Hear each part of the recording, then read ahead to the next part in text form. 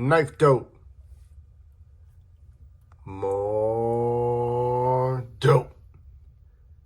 Come and get your fix. What's up, fuckers? Your boy's back with a fresh batch of dope. Knifedope. That's right, people. The hits don't stop. We actually got 3 knives that we're going to be taking a look at today. 2 of these were sent over to me by Lefty, and then this one right here was sent over to me from Mr. Corey, otherwise known as Stafford's EDC. So we will be diving into all 3 of these. 2 of them I've already opened the box on. This one I hadn't yet. So let's get to these first 2. But first, if you do enjoy the content, I'd ask that you would share, like, comment, and most importantly, subscribe, goddammit. It does help the channel.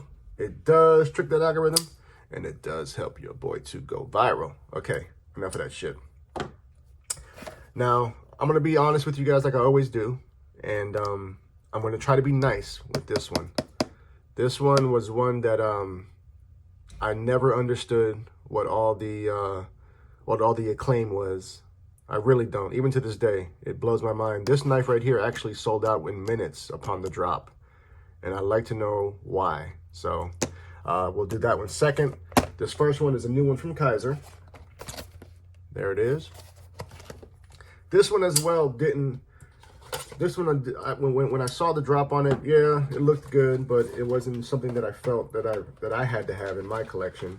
But nonetheless, I was willing to check it out. You know, Kizer has perfected the whole $50 to $100 range of knives. What they give us for that price range, I don't think is matched. You know, they managed to give us a really good knife for that price range. This one is the Clipper. This is actually a Tim Kingsford design. So we can see here, we got this nice micarta scale. This one comes in at $78. We've got a handle length of 4.12 inches. Overall length, ooh, that goddamn D10 is snappy. Overall length was 7.25. Nice Wharncliffe blade coming in at 3.12. Blade stock thickness, super slicey blade here, coming in at 11/100ths of an inch. We've got a nice full flat grind. 154 cm blade steel with Kizer's beautiful black wash finish. They do a great black wash finish.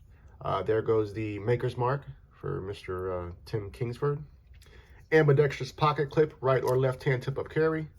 Nice action, but that goddamn D10 is money. Actually, now that I have this in hand, I am digging this one for sure. Love the jimping. They did it just right. You can see it goes from the bottom of the flipper all the way around. So that's a good thing right there for sure. They did a decent job of that edge termination. You will get a couple sharpenings. Minimal billboarding. We've got the customary Kizer, and then we have that maker's mark on the back.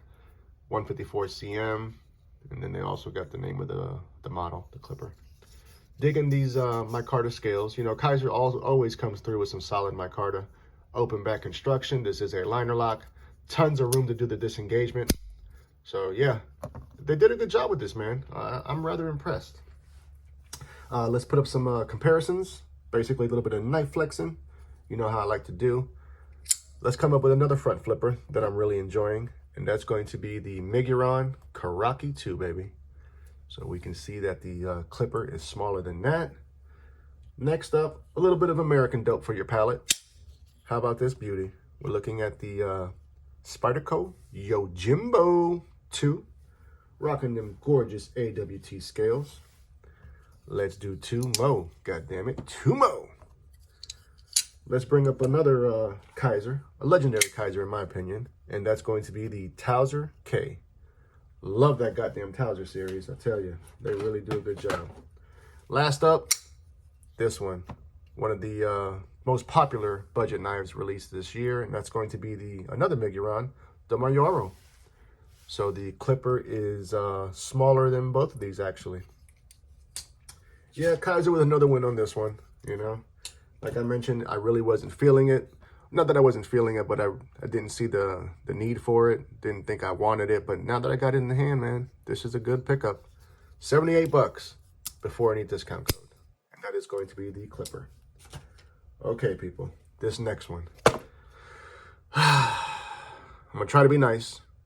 I promise you I'm going to try to be nice. Like I mentioned, this is one that was wildly popular, and I do not understand why. There it is, the Freeze 3. I'd love to know. Let me know in the comments if you picked up the Freeze 3, because I would love for you to tell me why. You know, granted, everyone's got their own preference of knives, but I just didn't see. I didn't see why anyone would like this. I really didn't. Okay, I can tell you one goddamn thing.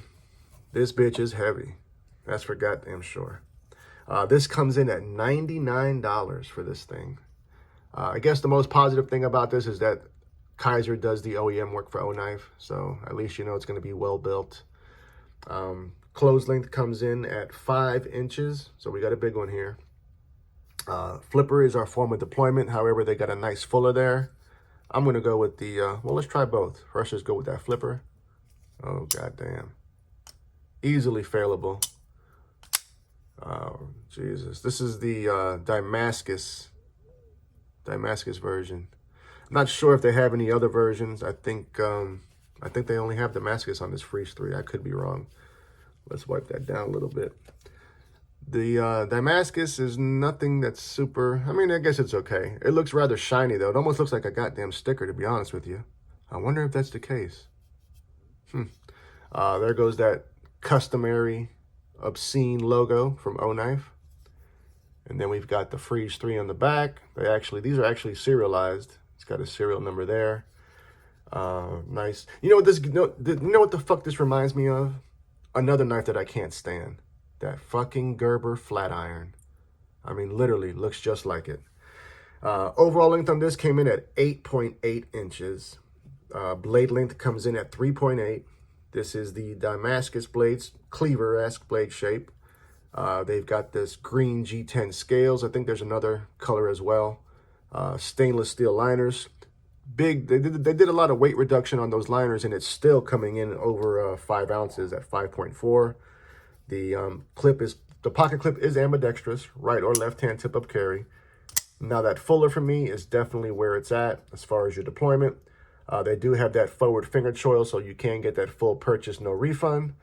But I'd say give me the goddamn refund. I don't want it. I just think it's ugly, people. I'm sorry. If you've added this to your collection, please don't hold it against me. It's just not for me. Let's put up some size comparisons for this one. Right out the gate, I got to come in with some American Dope. Got to cleanse my palate. And we're looking at the most recent upgraded mod to my collection, and that's going to be the Spyderco River's Edge Cutlery exclusive Manix 2, baby. Rocking them goddamn original goat scales. Man, she looks good. So we can see here that the Freeze 3 is bigger than that. Next up, a little bit of Tucson in your life. This is Tucson TS279. I believe this was the first Tucson I ever purchased. I don't have many Tucsons. I think I got 2 in the collection. And we can see that the Freeze 3 is about neck and neck with that 279. Let's do a couple more. Try to forget about this goddamn knife. Like I said, I'm trying to be positive, people. Let's go back with a recent knife, or rather a knife from this year that I really enjoyed, and that is the Bridgeport Knife Company 395, baby. Version 2. Don't get it fucked up. So we can see here that the Freeze is once again bigger than that. Last but certainly not least, an American legend. We're looking at the Hinderer Eclipse, fully modded, of course. And unfortunately, that Freeze is bigger than that as well. Yeah, that was me being nice, people. I hate it. I honestly do. But like I said, if it's in your collection, I don't hold it against you. Just don't hold my review against me. That is the Freeze 3. Okay, this one's probably the one that I've been most excited about. This is coming from a member of the community. Very nice guy, and you know, I'd love to support him. So I hope I enjoy the knife. Now, to come to the unboxing, we're going to go with this one. This is the recently discontinued Spyderco Swayback. Love this goddamn knife. Now's the time to pick it up. I think it's only about $199. So if you're enjoying this, or if this speaks to you, pull the trigger on it. It's a great knife. Okay, let's see what we got. This one was sent to me by Mr. Corey. But like I mentioned, this is something coming from somebody who's in the community. And that is going to be Mr. Casey Spearin, otherwise known as Tempest Knives. Casey's a good guy, you know. I don't have much dealings with him. We speak here and there, mainly because of the pass-around groups, but he's been very helpful whenever I've had any questions about his products. He's the one who gave me some of the specs behind this. They just closed the pre-order on this. The pre-order was $129.99, but that's closed. They are expecting to have these hit the public around mid to late October. Now, once they drop, the price is going to increase to about $142. So if you grabbed it on the pre-order, that was the way to go. Now, out the gate, aesthetically, I like the way it looks in its closed profile. Closed, it's coming in at 4.5 inches. Now, one thing I didn't notice till it's in hand is they actually have a minimalist flipper here. Let me see what that's about. Okay, snappy little goddamn D10. Fantastic action. Yeah, that should have been expected. Kubi is the OEM on this knife, and they know what the hell they're doing. Overall length comes in at 8 inches. We've got a blade length of 3.5. There are two versions to this knife. This is the reverse tux, 154 cm blade steel. I'm calling that more of a spear point blade shape. Some people may call that a drop point, but we can see here that the tip of the knife is in line with the pivot, so I'm going with spear point. High flat grind on this. Great black wash finish.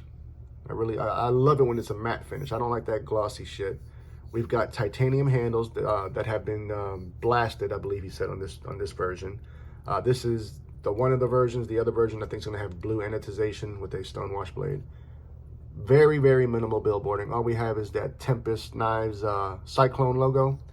Then, of course, we've got the Knives Fast pivot, branded pivot. For those who might not know, Casey has the Knives Fast channel. Titanium pocket clip. All T8 hardware is also titanium. And he also is going to have this titanium backspacer with that integrated lanyard post for the weirdos. Ergonomically, feels nice in the hand. You know, with these titanium scales, if I didn't mention it, they are contoured. So that's a nice touch. And then he also mentioned that they're going to be adding diagonal micro milling lines on both sides of the handles. This is an inset liner lock. Plenty of room for disengagement. Fantastic goddamn action. I'm digging that. The pocket clip is also reversible, and they are also giving us a cover plate, so that's a good thing. Yeah, man. Acoustically, too, it's got some nice sounds to it. But I'm really digging that minimalist flipper, man. That's a great job. Reminds me a lot of Vero. Let's put up some comparisons for this one. Gotta come in strong, goddammit. Bring in the big guns. We're looking at the Koenig Arius. It's my first and only Koenig in the collection. So we can see here that the Jetstream is smaller than that. This next one is one of my favorite knife purchases this year, hands down. And that is the Hyphen. So the Jetstream is bigger than that. Let's do a couple more, shall we? Really feeling my American dope right now, so I'm gonna keep that vibe going. And that's gonna be the McNeese PM Mac 2 3.5 rendition.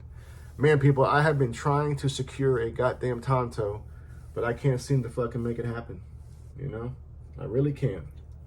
Last but certainly not least, my favorite iteration of the CJRB Pyrite, and there it is up against that Jetstream. So the Jetstream is a nice full-size knife. I think out of all three, I got probably a close tie here. I'm going to say that the Jetstream by default is probably my number one out of these, followed by a close second for the Clipper. And then bringing up the goddamn rear, and I mean bringing it way back in the rear, is going to be this atrocity, which is that Oknife Freeze 3. Yeah, that's it. What do y'all think? Are you fans of any of these knives? Tell me all about it. Love you, mean it. Until the next time, cut something, cut someone, just don't cut yourself. Stay dangerous, fuckers!